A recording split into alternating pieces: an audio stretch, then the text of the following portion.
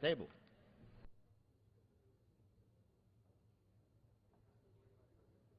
The gentleman from Virginia is recognized for 1 hour.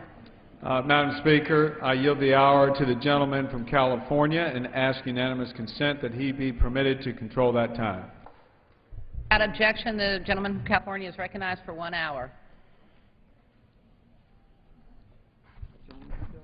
California, gentleman.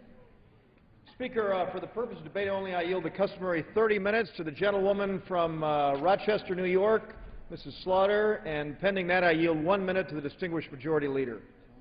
Gentleman is recognized. 1 minute. I thank the gentleman, Madam Speaker. It is a great honor to call up the rules package for the 112th Congress. 2 months ago, voters sent a clear message of repudiation against a government that failed to deliver results. Government for too long has operated under the flawed assumption that growing bigger and controlling more is necessarily better. Consequently, Washington has grown inefficient, unfocused, and wasteful. Spending has gone progressively higher, while results for all Americans have not been realized. Our new majority stands for a different and better way. We believe in a government that controls less and spends less, but accomplishes more. We believe in a smarter government, a more efficient government, a more focused government. The new House majority will be about cut and grow. We're going to cut spending and job-killing government regulations and grow the economy and private sector jobs. Madam Speaker, each day we will hold ourselves accountable by asking the following questions. Are our efforts addressing job creation in the economy? Are they cutting spending? And are they shrinking the size of the federal government while protecting and expanding individual liberty? If not, why are we doing it? This rules package reflects these priorities. We establish a Constitution-focused House of Representatives, which starts by reading the Constitution of the United States on the House floor and requiring that every bill be accompanied by a statement of constitutional authority. We make in order our first spending cut, a reduction of at least 5% to Congress's own budget, including members, leadership, and committees. We replace pay-go with cut-as-you-go to ensure that all spending increases are offset by spending cuts elsewhere in the budget. And on all appropriations bills, members can now offer spending reduction amendments, which will help ensure that savings actually go towards cutting the deficit rather than being spent elsewhere. In this spirit, over the coming weeks, we will pass a repeal of last year's health care bill to remove the strain on job creators. We will cut spending in the current fiscal year back down to 2008 pre-bailout levels. And we will identify and eliminate job-killing regulations that are impeding capital formation in America. Madam Speaker, these actions will send a credible signal to families, businesses, and financial markets that we are dead serious about getting spending under control and regaining our competitive footing in America. Our majority will return America to prosperity by promoting a culture of success.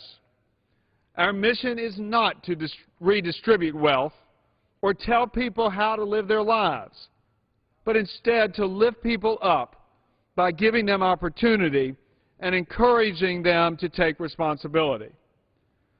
By passing this rules package, we will take a significant step in the right direction. It will put us on the road to weaning America off its dependence on debt and government programs as an economic lifeline, and help us build a new, more hopeful future rooted in limited government, long-term investment, innovation, and entrepreneurship. And I yield back. Gentleman yields back. The gentlewoman from New York. Thank you, Madam Speaker. And I'm pleased to say this morning that I'm delighted to be here. I want to give my congratulations to Mr. Dreyer on reclaiming the rules seat. And we are very keen on our side to make our case before you today. Actually, my head is somewhat spinning because not 20 minutes ago, the new Speaker of the House of Representatives stood where you are and said he was going to be listening to people. But the first order of business before the House came from the delegates who this rule disenfranchises not only the delegate of the District of Columbia, but of all the territories, and they didn't get to say a word. So my head is somewhat spinning at that point. And we hope to try at least give them unanimous consent so that they can try to get some message into the record. But it's, again, part of the rhetoric of the last campaign that keeps spinning in our heads. All we want to do, they said, was to bring down the deficit. We're going over the cliff, and we've got to bring down the deficit. As we stand here today on the brink of a new session of Congress, the concern about deficits has disappeared from everything but the press releases. Under the new majority rules, the other side would essentially gut PAYGO, the pay-as-you-go rules, adopted by Democrat majorities in the House and Senate in 2007, under which tax cuts or increases in entitlement spending must be offset by increases of entitlement cuts, and it gave us the biggest surplus we have ever had under President Clinton. It was a hallmark of Democrat leadership, and we were proud of it. We adhered to responsible spending levels and affordable tax cuts and took sensible steps toward controlling the deficit, but not today. The talk about belt-tightening and deficit reduction is going to be thrown out the window so they can free themselves to hand out even more tax credits for their friends and corporations.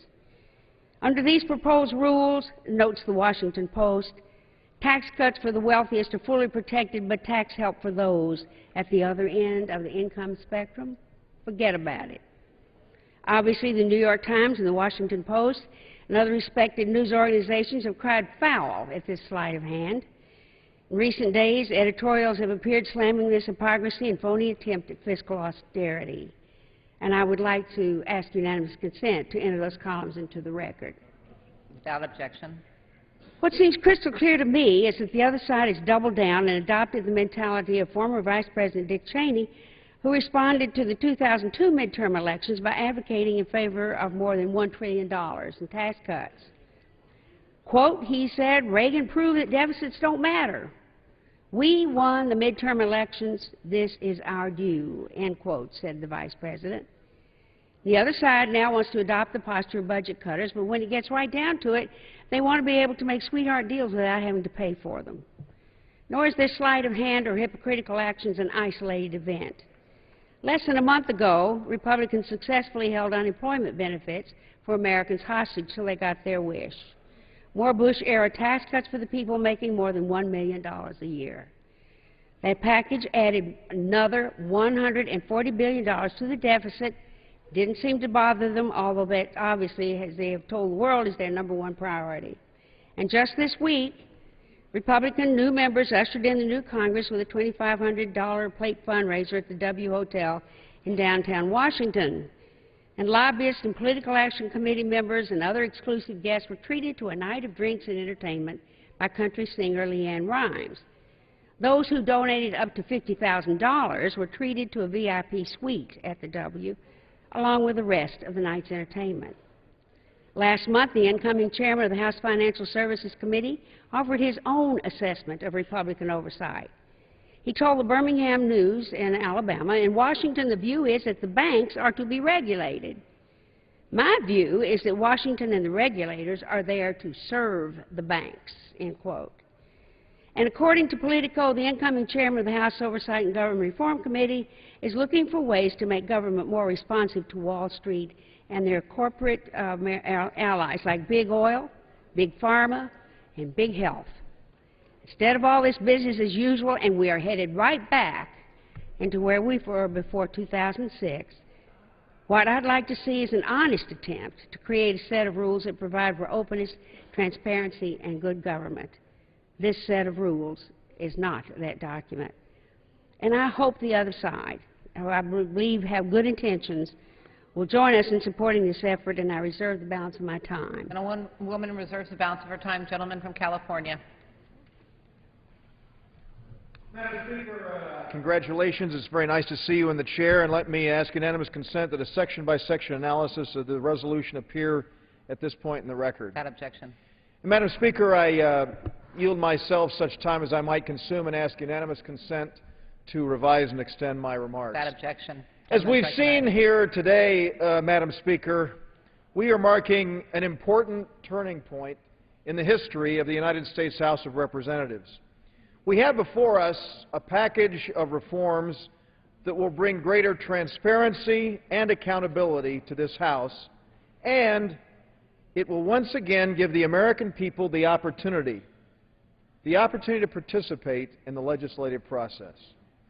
They've made clear to us that what their priorities are, job creation, economic growth, and a smaller, more accountable federal government, must be done.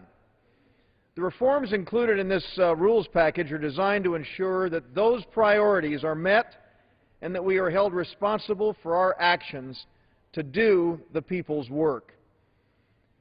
Now, Madam Speaker, I want to thank each and every one of my colleagues who've worked tirelessly on this rules package. Never before in history has there been the kind of member involvement, bipartisan member involvement, in an opening day rules package. I particularly want to thank my good friends Greg Walden, who led our transition team, and Rob Bishop, who led the rules reform effort, as well as the other members of our transition working group. We had 4 new members of Congress who, right after the election, got involved in working on this very, very important transition. And I want to express my appreciation to them. And as I said, Madam Speaker, this has, for the first time ever, been bipartisan.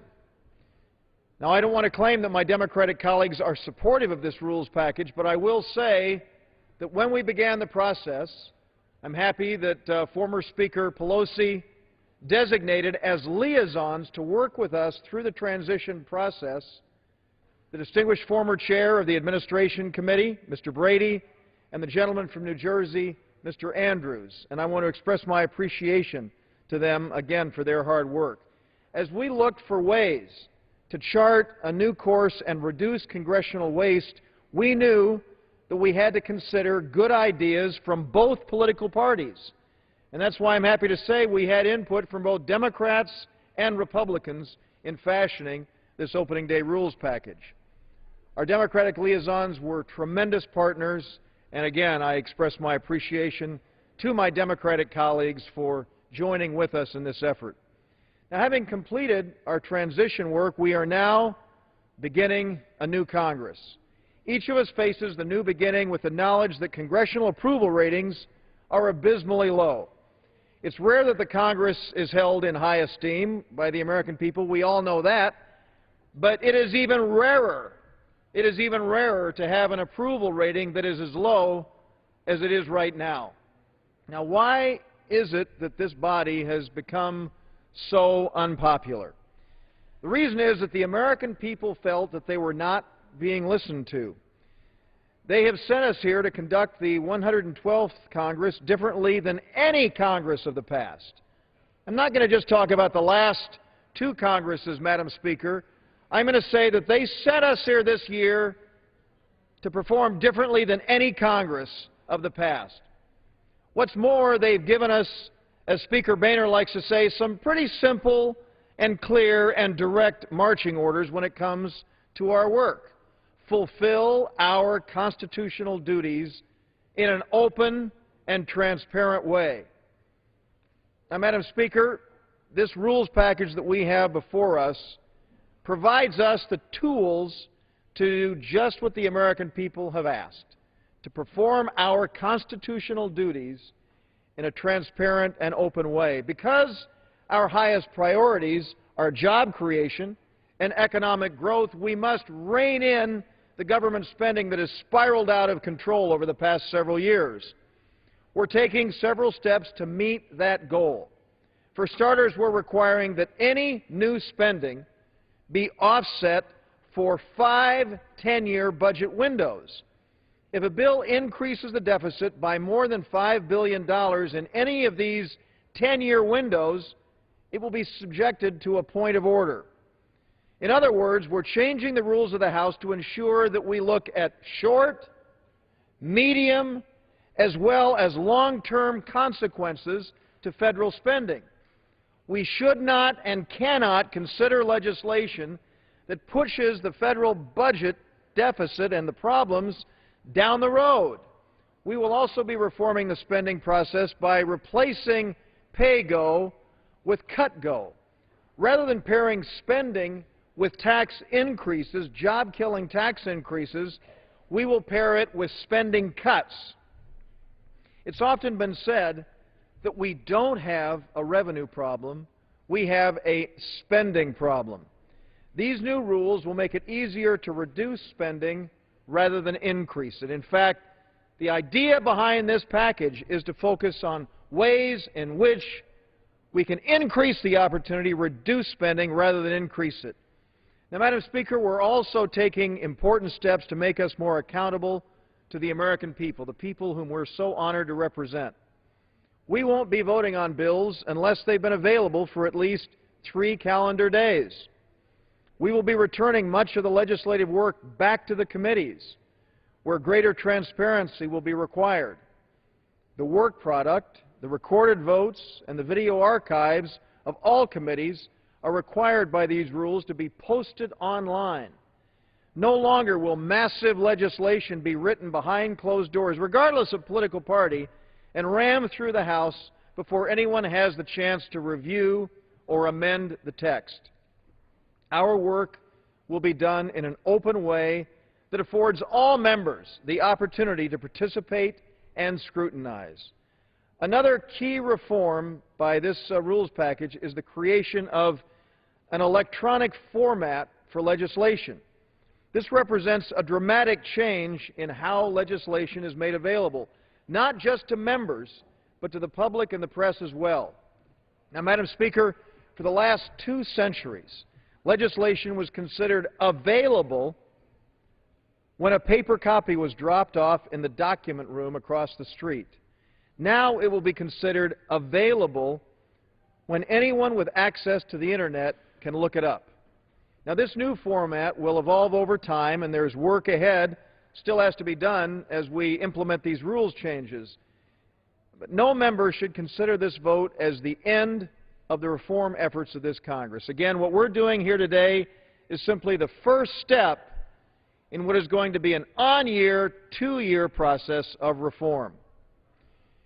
We will not be wed to the way we used to do things. Rather, we will be looking for new and different ways to do our jobs and to do them in the most transparent and accountable way. And let me say again, Madam Speaker, it's very important for us to ensure that we have the input of my friend from Rochester, Ms. Slaughter, and other Democrats, as well as Republicans in this process. Madam Speaker, this rules package is a very significant first step. We've learned the hard way that bad process inevitably results in bad outcomes. We need look no further than our ailing economy and spiraling deficit, not to mention Congress's abysmal approval rating, to see that that's true. By reforming the rules of the House, we set the stage for reforming the entire federal government. Ultimately, we ensure fidelity to the original rules document, that being the Constitution. And I'm so pleased that tomorrow, on the House floor, led by our friend from Virginia, Mr. Goodlatte, we will be having a bipartisan reading of the Constitution. Now, Madam Speaker, our founders understood better than anyone the importance of restraining federal power. I think that Thomas Jefferson put it best when he said, "In questions of power, let no more be heard of confidence in man, but bind him down from mischief by the chains of the Constitution." Now, Madam Speaker, in the coming Congress, this Congress, we will refocus our efforts on fulfilling our constitutional duties in a transparent and responsible way. We will be reform-minded and accountability-oriented. And we will be driven by the #1 concern of the American people, getting our economy back on track. Madam Speaker, form dictates function, and these new rules will set us on the path toward greater economic growth and confidence for the American people. And with that, I urge support of this very important resolution and reserve the balance of my time. Gentleman reserves the balance of his time. The gentlewoman from New York. Madam Speaker, I want to yield 1 minute to the gentlewoman from the District of Columbia, who, as I said, is disenfranchised by this rule. Millions of Americans will be underrepresented. Ms. Norton, we have 1 minute. The gentlewoman from District of Columbia is recognized. I thank the gentlelady from New York for yielding. Madam Speaker, for myself and for the delegates from the American Samoa, Guam, Virgin Islands, and Northern Mariana Islands, I offered a motion earlier that the House conduct a full and complete study of the constitutionality of the vote in the Committee of the Whole of delegates which are eliminated by this rule. This is the same motion that the Republicans offered when we first were granted the right to vote on the House floor. It was challenged by them in the court and found constitutional. Madam Speaker, this vote is a mere recognition of our American citizenship. Delegates are no different from others in this House. It is one thing not to have the vote. It is quite another to be stripped of your vote. The vote is said to be symbolic by some. Well, to us it is symbolic. It is symbolic of the American citizenship of our constituents. It meant everything to us. There are differences among us, of course. D.C., we ask you to think again about this vote and to restore the vote of the delegates on the floor in the Committee of the Whole. Gentlewoman's time has expired. The gentleman from California. Madam Speaker, at this time I'm very pleased to yield 2 minutes to our distinguished colleague, a member of the Ways and Means Committee, the gentleman from Auburn, Washington. Gentleman Sheriff from Washington. Reichert. Gentleman from Washington is recognized for 2 minutes. Thank the gentleman for yielding. Madam Speaker, I'm excited to be here today, and I thank my constituents for the opportunity to once more serve them again as their representative here in the United States Capitol. In the days ahead, Congress will debate and pass proposals that will affect the health, the livelihood, and the well-being of every American citizen. Today, as Mr. Dreyer said, we are setting the tone now for how well we will serve them, this Congress. Our service should first and foremost be transparent and be respectful, be inclusive, work together. So I'm proud that legislation that's I authored a couple of years ago is now included in this rules package that we're about to vote on today. My bill requires each of the 21 standing committees in this House to post recorded votes on their websites within 48 hours, because Americans deserve to know how bills take shape at every step along the way. They deserve easy access to votes taken not just on the floor but also in the committee. Government transparency is essential to a healthy democracy. By using existing committee websites, we can offer this information in a fiscally responsible and easily accessible way. And I'm pleased that my work was included in this bill. And I thank the gentleman again for yielding, and I yield back the balance of my time. The gentleman yields back the balance of his time. Gentlewoman from New York. Mr. Speaker, for the purpose of unanimous consent, I yield to the gentleman from Puerto Rico, Mr. Pearlucci. Delegate. The gentleman's recognized. Mr. Speaker, I rise in opposition to the resolution and ask unanimous consent to revise and extend my remarks. Without objection. I yield to the delegate from Guam, Delegate Bordallo. The delegate's recognized. Mr. Speaker, I rise in opposition to the resolution and ask unanimous consent to revise and extend my remarks. Without objection. I yield to the delegate from the Virgin Islands, Dr. Christensen. The gentlewoman's recognized. Thank you. I ask unanimous consent, Mr. Speaker, to revise and extend my remarks in opposition to this rule. Without objection. I yield to the gentleman from America Samoa, Mr. Faleoma Vega. The gentleman's recognized. Mr. Speaker, I ask unanimous consent that my statement be submitted to be made part of the record, and on behalf of the tens and thousands of our men and women in military uniform from the U.S. territories, just ask my good friend, the Honorable Speaker, restore our symbolic vote. That's all we're asking for. I yield back. I yield for the purpose of unanimous consent request to Mr. Sublime of the Northern Mariana Islands. Mr. Speaker, I rise in opposition to the resolution and ask to revise and extend my remarks. Without objection. And I yield 2 minutes to the gentleman from Maryland, the Minority Whip, Mr. Hoyer. The distinguished gentleman is recognized for 2 minutes. The gentleman who laments his loss of his magic minute. I rise in opposition to this rule, not for small reasons of this rule or that rule, but because it authorizes trillions in dollars of new debt without paying for it. There are 2 ways to create debt. You can buy things and not pay for it, or you can simply cut revenues and make yourself unable to pay for things. Statutory pay-go was designed to accomplish the objective of having us do what is difficult to do, pay for what we buy. If we're honest with one another, it doesn't matter whether you want to spend or simply cut revenues. If you don't do both, cut spending and either maintain or cut revenues consistent with your cutting of spending, then you will inevitably create new debt. All of you have heard about my 3 children, my 3 grandchildren, and my 1 great-granddaughter. They frankly won't care how the debt was created. Whether it was created because we cut revenues but didn't cut spending, which is what happened, of course, in the 2000s, what happened in the 80s, where we incurred trillions of dollars of additional debt. Now, during the Clinton administration, we didn't do that. And we restrained spending. Our Republican colleagues were very helpful in doing that, obviously. And we continued to pay for what we bought. We created 4 years of surplus. So I oppose this rule because of the trillions of dollars that it will authorize be incurred in new debt.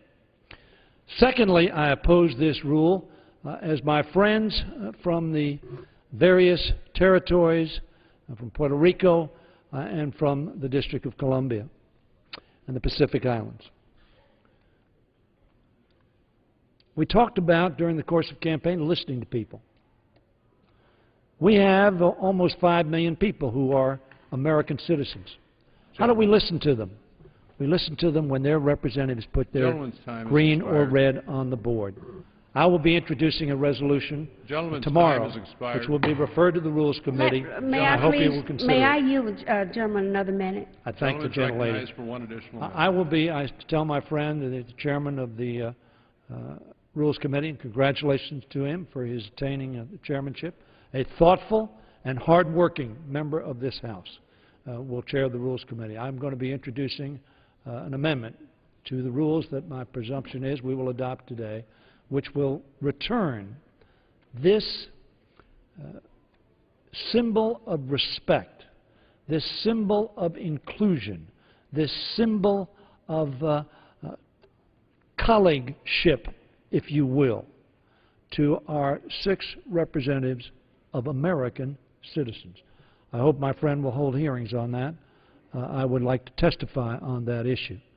And I say to my friends that I hope we reject these rules so that we can correct both the trillions of dollars of exposure that it creates and to ensure the inclusion in a real and meaningful way, but not constitutionally objectionable way, our friends who represent the District of Columbia and our territories. And I yield back the balance of my time.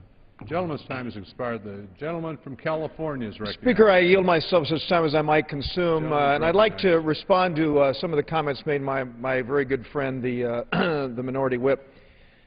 On the issue of cut-go versus pay-go, I think it's important to note that in the bipartisan agreement that was put together just last month, supported by President Obama, there was an actual embrace of the John F. Kennedy vision of recognizing that economic growth and an enhanced level of revenues to the Federal Treasury come about by keeping marginal rates low. Now, I will say, Mr. Speaker, that was a bipartisan agreement. And so what we've said is that as we look at growing the economy, we are very enthused at the fact that job creators are going to be able to have revenues focused on job creating, therefore enhancing the opportunity for more revenues coming to the Federal Treasury. Second, I think it's also very important for us to realize that the focus does need to be on spending. And we believe very passionately that in the last 4 years, since we've seen a 92% increase, Mr. Speaker, in non-defense discretionary spending, that we need to have a laser-like focus on that. Now, Democrats and Republicans, Mr. Speaker, have come together to decry both the lack of jobs that exist in our economy as well as deficit spending. There's clear bipartisan agreement on that. We all want to create more private sector jobs, and we all want to see the deficit reduced. Now, how is it, Mr. Speaker, that we deal with those two issues? The single most important thing that we can do to ensure that we address that is to ensure economic growth. And so the notion behind PAYGO, which would in fact bring about, unfortunately, an increase in taxes that dramatically would stall this recovery, and even Keynesian economists, those through the 1930s, 1940s, John Maynard Keynes died in 1950. There are many people who have followed his economic model, that being stimulating through greater federal spending. Keynesian economists, Mr. Speaker, acknowledge that increasing taxes, when you're dealing with a difficult economy, in fact undermines the potential for economic growth. Now let me take the second issue that my friend mentioned, Mr. Speaker, and that issue has to do with the question of our delegates. They are all friends of mine, and I visited most of the territories, if not all. And I will say that these are very diligent, hard-working members. But we all know what the bottom line comes to here. The bottom line comes down to is that the vote here in the Committee of the Whole counts until it doesn't count, and it doesn't count if it counts. And that's why I understand, and my friend Mr. Faleomavaenga said correctly, this is a symbol. It is a symbol, and I think that their membership and participation on committees is important, and there is a great deal of camaraderie that does go on with our friends. But the fact is, when you have a structure where the vote counts until it doesn't count and doesn't count if it counts, it seems to me that that is not the proper route for us to take. And so that's the reason that this action has been taken. And with that, if my friend would like to yield for just a moment, I'm happy to yield to my very good friend, the distinguished Minority Whip. I thank the Chairman of the Rules Committee for yielding. I tell my friend, you and I have been here some period of time. And I've actually been here a few months longer than my friend has. Well, that's true. So I'll be very respectful. I've heard that argument that you just made in 1981, in 1989, and again in 2001. I tell my friend my experience has been that it hasn't worked. And we have incurred substantial trillions of dollars of debt pursuing the Rules Committee philosophy that is represented in your rule. On the other hand, a bill that you opposed and every member of your party opposed in 1993, which you say was pursuing a job-killing policy, in fact created more jobs than any other administration since you and I have served here, some 22 million jobs, and additionally balanced the budget. Well, if I could reclaim my time, Mr. Speaker. We did. I know we've got a number of requests for time. I tell you, my experience and yours. If I could reclaim my time, we did in fact balance the budget. I thank my friend for his very thoughtful remarks, Mr. Speaker. But if I could reclaim my time, I would say that I began by talking about a great Democratic president, John F. Kennedy, who used this model, and the notion of looking simply at 1981, 1989, and 2001 is not the simple basis for the argument that I'm propounding. I'm beginning, if you look at modern history, with John F. Kennedy as President of the United States. And I will also say that in looking at the 1993 bill, I am convinced as I stand here today that if we had had simply that tax increase and not put into place the measures that we did in 1994, 1995, 1996, that focused on job creation and economic growth, reducing the top rate on capital gains, and in fact bringing about marginal rate reduction, we would not have enjoyed that tremendous period of growth that we experienced through the decade of 1990s, which, as we all know, was the time that the Republicans were, in fact, in control here. And let me ask if Mrs. Slaughter or Mr. Rangel or somebody else, I've got requests from time over here. We've had a nice exchange. If I could reserve the balance of my time, and I'd love to hear from my friend if Mrs. Slaughter would yield to him. Thank you. I just wanted the gentleman from California to yield. The gentleman is not recognized. The gentlewoman from New York. Mr. Speaker, at the end of this debate, if we defeat the previous question, Mr. Van Hollen of Maryland will offer an amendment to restore fiscal discipline in the House. And I want to yield 4 minutes to the ranking member of the Budget Committee now so that he may explain his amendment. Mr. Van Hollen, Maryland, 4 minutes. The gentleman's recognized 4 minutes. Thank you, Ms. Slaughter. Mr. Speaker, on this opening day of the new Congress, I know that we all hope to work together to tackle the major problems that face our country. We heard that sentiment expressed by the outgoing Speaker, Nancy Pelosi, and by the incoming Speaker, John Boehner. That is why the rules package, the plan put forth by the Republican majority not less than 2 hours after those comments were made, is so disappointing.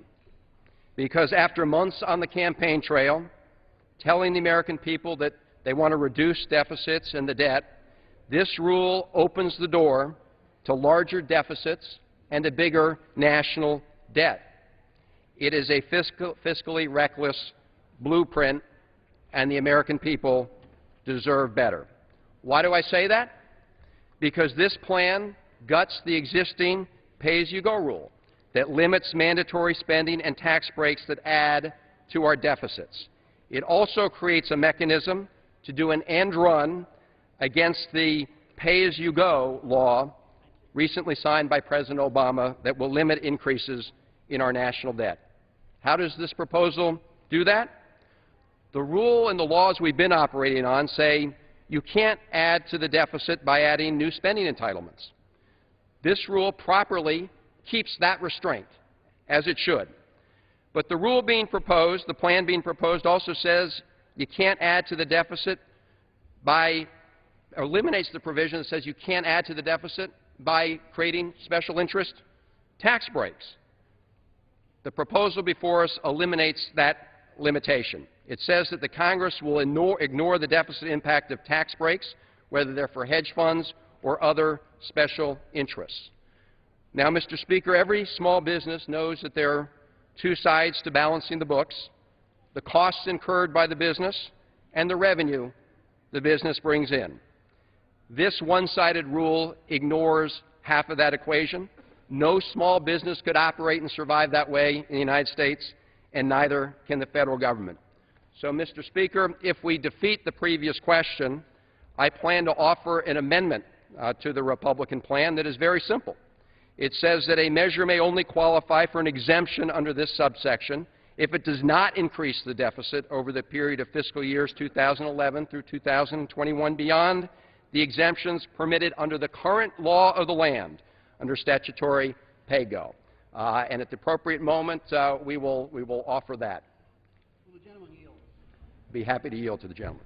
I think the gentleman, Mr. Speaker, adequately points out the majority promised accountability, but they're delivering hypocrisy. They said that their #1 goal would be job creation. There's not a bill, not a word, not an idea about job creation the first 2 weeks of the new Congress. They said they were running on reducing the debt and the deficit. Well, as Mr. Van Hollen very accurately points out, this rule says that we'll reduce the deficit except when we deal with health care or tax cuts for the wealthy, in which case we'll pretend it doesn't exist. We'll pretend there is no deficit when it comes to health care, the largest federal expenditure, at least one of the largest, and tax cuts for the wealthy. And then finally, hours ago, the majority had said, we're going to cut $100 billion from this year's budget. And then they said, but we really didn't mean $100 billion. We're going to cut something, but we'll tell you later what it is. Americans who are concerned about the debt and the deficit should be very concerned about the lack of accountability they're seeing here today. A rule that blows open the deficit, a procedure that ignores job creation, and a $100 billion promise that just vanished like the champagne bubbles at the special fundraiser last night. Gentleman's time has expired. Gentleman from California is recognized. Speaker, this time I'm happy to yield 2 minutes to our very distinguished new Republican whip, my good friend and fellow Californian, the gentleman from Bakersfield, Mr. McCarthy. Gentleman is recognized for 2 minutes. Thank you, Mr. Speaker, and I thank the new chairman of the Rules, Mr. Dreyer, for yielding. We are debating the rules package.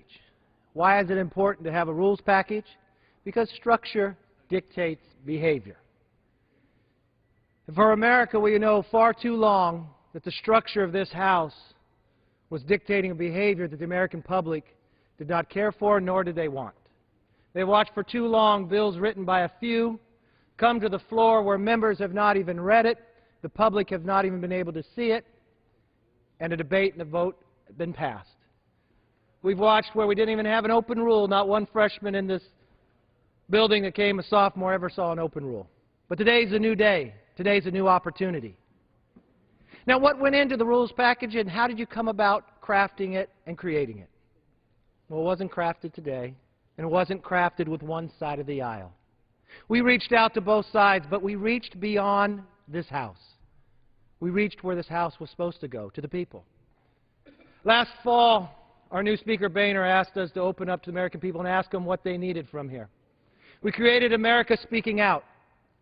Anybody could come in and give you an idea, and not once did we ask them what party they were registered or affiliated with. Just the power of the idea should win at the end of the day. And you know what they said?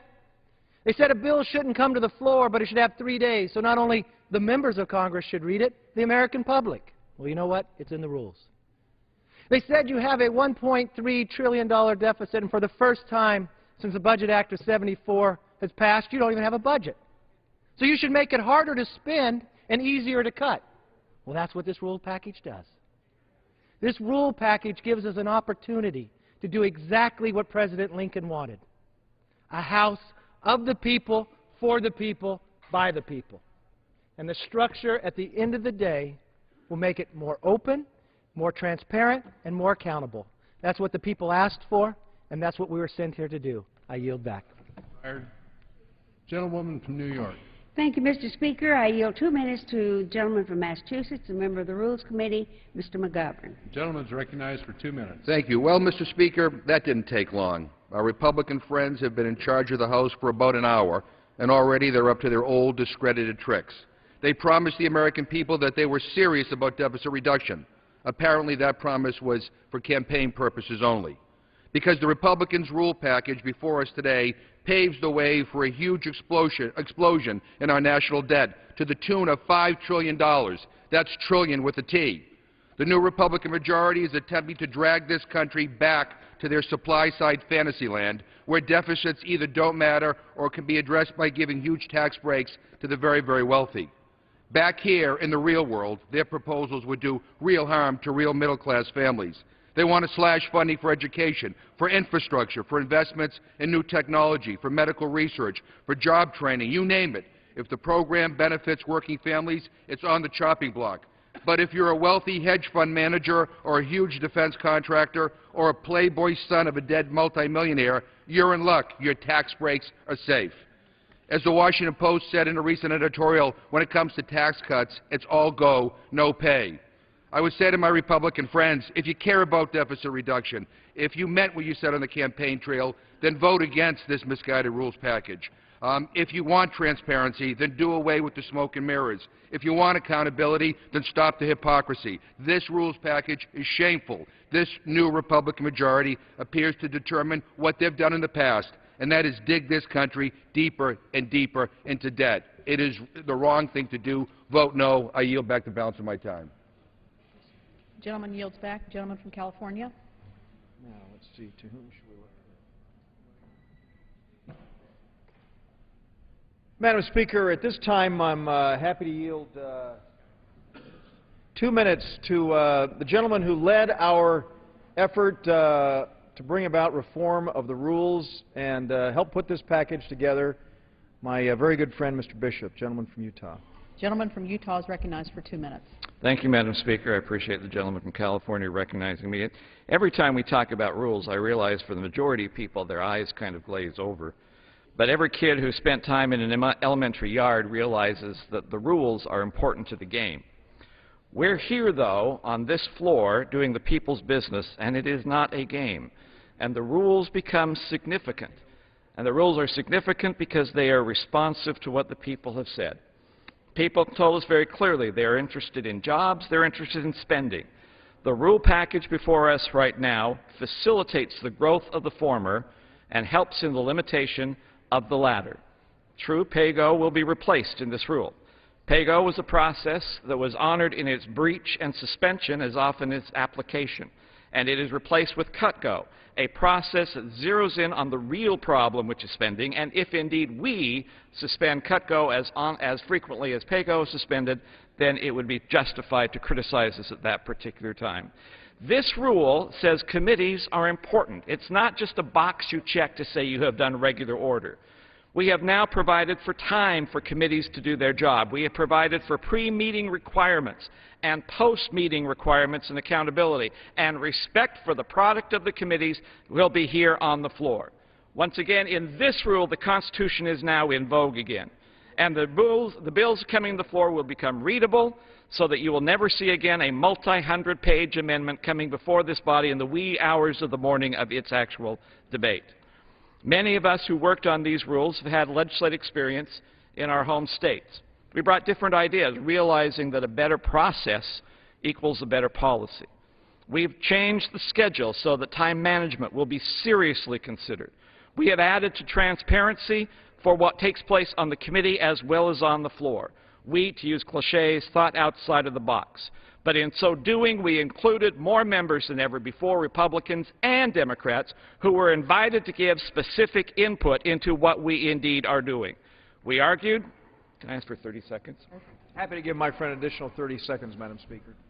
We reached consensus. We found that making the right decisions are not necessarily difficult processes. All you need to do is throw strikes.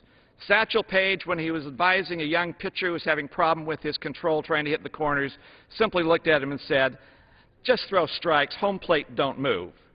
This rule are strikes because home plate don't move. Will it change Washington and the way we do business? Yes, and appropriately so. I yield back, Madam Speaker. Gentleman yields back. Gentlewoman from New York. Thank you, Madam Speaker, and I'm pleased to yield 1 minute to the gentlewoman from Florida, former member and missed member of the Rules Committee, Ms. Castor. Gentlewoman from Florida is recognized for 1 minute. Thank you, Madam Speaker, and I thank the gentlewoman for yielding time. As a former member of the Rules Committee, I felt compelled to come to the floor of the House now because the Republican rules package is asking us to vote on a huge deception of the American people. Over the last year, we've had a robust debate about deficits and debt in this country, and yet the first significant vote the Republicans are asking us to vote on will add to burgeoning deficits and debt. And here's a good example. No matter how you feel about the health reform law, the nonpartisan cut the deficit by $143 billion over the next few years. What the Republican rules package says is when they bring up repeal of health reform next week, they're not going to count that money. They're going to add that again to the debt. So the first significant vote they're asking us to take on the floor is one that will set us on a course to adding $143 billion to the deficit and debt. I urge everyone to oppose the rules package. Gentleman from California. Madam Speaker, at this time I'm happy to yield 45 seconds to the distinguished new chair of the Committee on Transportation and Infrastructure, Mr. Micah. The gentleman from Florida is recognized for 45 thank you, seconds. and I'd like to rise to engage Chairman Dreyer in a brief colloquy regarding the highway funding point of order that's included in this rules package as Clause 3 of Rule 21. It's my understanding that this point of order makes no change in the manner in which highway safety, motor carrier safety, and transit programs are currently funded. which is through contract authority derived from the Highway Trust Fund and provided in authorization acts. Rather, the new point of order provides that members will have the ability under House rules to offer amendment to reduce funding for such programs if they choose to do so. In the interest of clarity and mutual understanding, I want to be assured that my understanding of this proposed change to Clause 3, Rule 21 is correct. The gentleman would yield. I'd say, Madam Speaker, the gentleman from Florida is absolutely correct. Gentleman's time Clause has 3 of expired. Rule 21 as amended does not change the way in which the underlying programs are funded, which is through contract authority Gentleman's provided time has by expired. authorization acts. Yield back the balance of our time. Gentlewoman from New York. Madam Speaker, I am pleased to yield 2 minutes to the gentleman from West Virginia, Ranking Member on Transportation, Mr. Ray Hall. Gentleman from West Virginia is recognized for 2 minutes. I thank the distinguished gentlelady for yielding the time. While I regret I did not hear all of the previous colloquy, I do want to express my strong reservation in opposition to these rule changes because of the effects it would have on transportation-related issues. The Republican rules package eliminates the current rule's direct tie between revenues to the Highway Trust Fund paid by the users through gas taxes at the pump and the level of investment for these programs. Currently, House rules provide that appropriators must fund highway and transit programs at levels set forth in surface transportation authorizations. This provision was championed by a Republican, our former colleague Bud Schuster, and was put into place to prevent funds building up in the Highway Trust Fund to be used to mask the true size of the federal deficit. The provision was intended to stop the same old smoke and mirrors game of federal spending. As their very first act of the majority, I find it incredible that Republicans would want to pursue a job-killing proposal like this, one that not only threatens jobs but which could lead to dramatic reductions in spending for very necessary and worthy highway projects throughout the nation. Americans understand and they support paying motor fuel taxes at the pump so long as they are guaranteed that those funds will be spent on transportation. The Republican rules package smears that guarantee and will have a potentially devastating effect on the level of federal investment in vital highway and transit programs. After more than a decade of effort by the Committee on T&I, the House adopted the current rule in 1998. The principle was simple. Gas taxes collected to improve highway and public transit systems must be used for that purpose. The previous rule restored trust to the trust fund, and it has served the House and our nation well for the past 12 years. Today, the House Republican majority breaks that trust. They are returning to the ways of old, no hearings, no public debates, no discussion with any member on this side of the aisle on the effects of the proposed rule on transportation investment. Regrettably, these issues are steeped in arcane budget rules, so therefore many members, probably especially new members, are not aware of what they're voting on and its consequences. And I urge my colleagues to oppose this rules change, as does so many highway contractors and the U.S. Chamber of Commerce. Gentleman from California.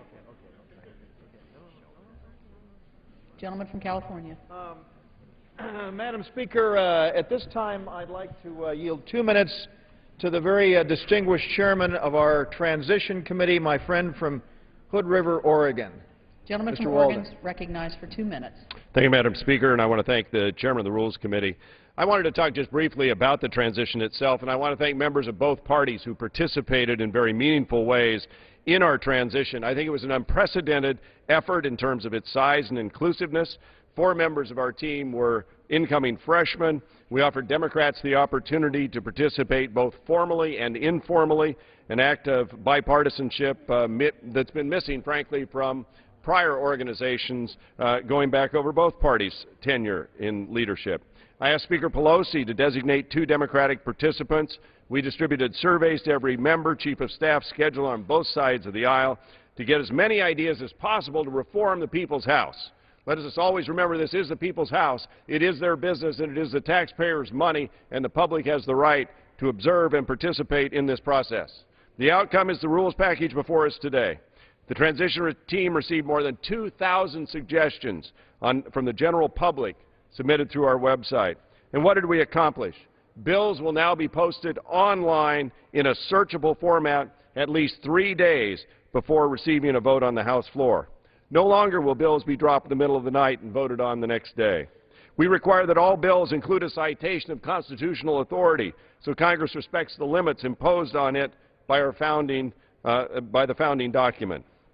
To begin to control the explosion in spending, we're clamping down on budgetary sleights of hand that hide spending beyond the first 10-year window of a bill.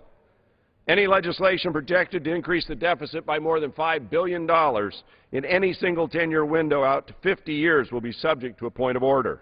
A new cut-go rule requiring any suspension bill that increases authorization or creates new programs to make equal or greater cuts elsewhere. A legislative calendar to ensure members will be back home listening to the people who sent us here at least a week every month. Ending the practice of passing comprehensive or omnibus bills that package unrelated legislation together in an effort to avoid public scrutiny. And will require every committee to webcast their hearings and markups and make them available online. Transparent, open, accountable. This is the rules package to change the House. Gentlelady from Madam Speaker, I'm pleased to yield 1 minute to the gentleman from Vermont, Mr. Welch. Gentleman from Vermont is recognized for 1 minute.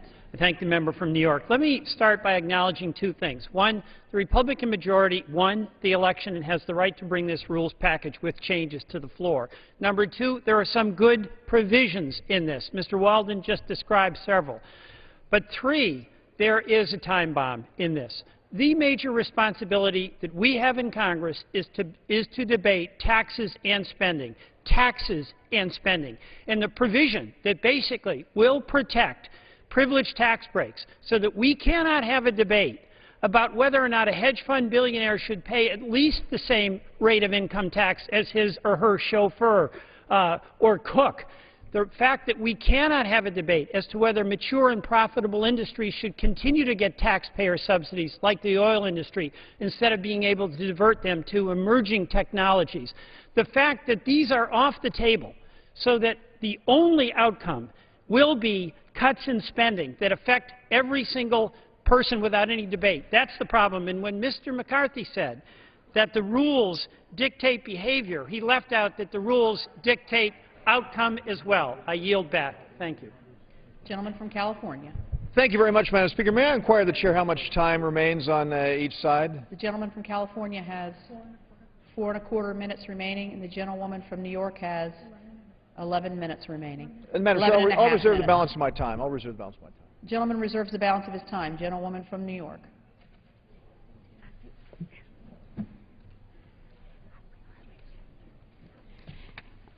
Madam Speaker, I yield 1 minute to the gentlewoman from Texas, Ms. Jackson Lee. Gentlewoman from Texas is recognized for 1 minute.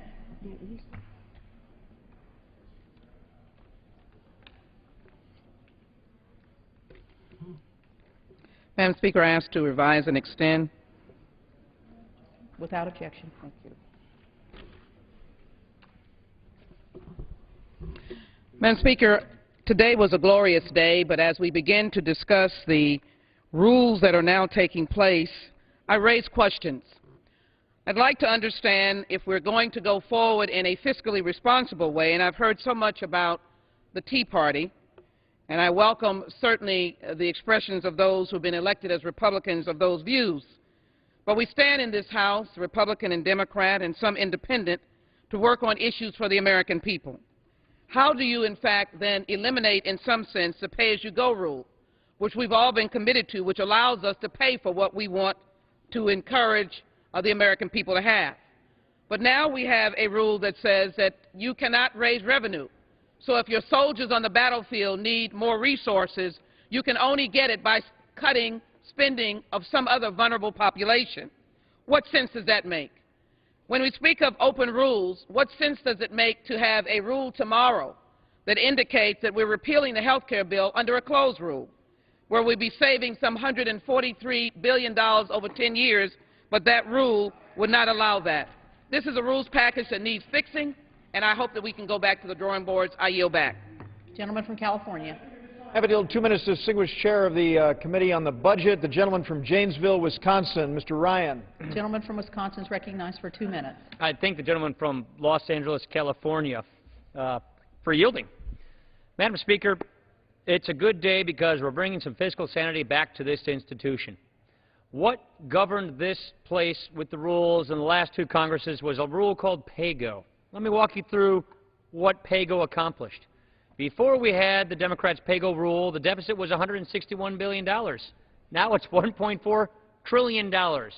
Its report card wasn't so good. Over the last two Congresses, PAYGO was gimmicked or waived 32 times to the net total of $932 billion in extra deficit spending. But when PAYGO was used, when it was invoked, it was more often used to raise taxes. Madam Speaker, we do not have a revenue problem, we have a spending problem, and that is why this brings cut-go. Cut as you go. If you want new spending, you better cut spending somewhere else to pay for it. This does a couple of other things. It gets rid of the gimmick which was used very artfully in the last Congress to use reconciliation procedures to grow more government and create new spending programs. It also adds a new rule that says we need to look at the fiscal consequences in the future of what we are doing, not just in 5 years, not just in 10 years, but in the out years, because the debt crisis is coming, mark my words. It also gets rid of the automatic debt increase. We used to call this the Gephardt rule. Congress has to vote clear up or down as to whether or not to vote the debt limit. And what also happened last session, for the first time since the 1974 Budget Act passed, is that the House didn't even propose, let alone pass, a budget. That is why this gives us an interim authority to actually put a budget in place so that we can have a mechanism to actually police the budget. We have no budget.